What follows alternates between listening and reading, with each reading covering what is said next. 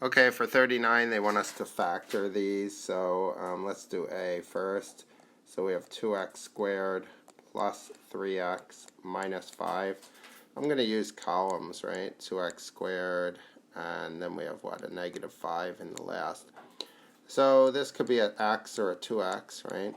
And then negative 5 could be a 1 and a negative 5, or a negative 1 and a 5. So now we have to find out which pair it is. So outers times inners. So the top one would be negative 5 plus 2. That'd be negative 3. So this one is going to work, right? This would be outers is 5, inners is negative 2. So we get x and 2x and negative 1 and 5. Okay, for B, let's clear that one. For B, we have x squared minus x minus 6, right?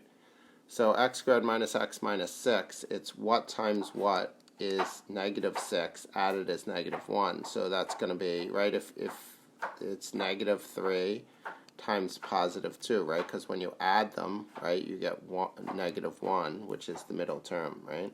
So this is x minus 3 times x plus 2. Okay, for C, we have enough room here. 3x squared plus 13x plus 4. Let's use columns again. We have 3x squared and 4, right? So 3x squared is x and 3x, right? And 4 is 1 and 4 and 2 and 2. We need to swap one of the columns, so we'll do 3x and x, right? So now we need 13, so outers plus inners. So the top would be 4x and 3x, that's 7x, that doesn't work.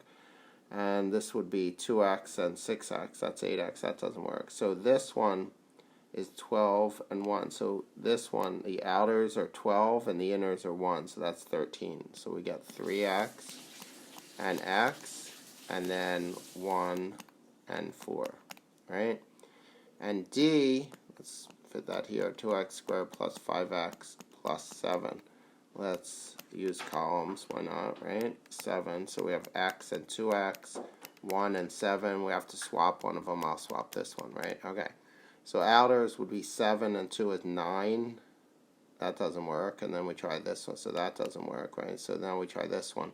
14 and 1 is 15. None of these work, so no patterns. This is prime, right? Prime.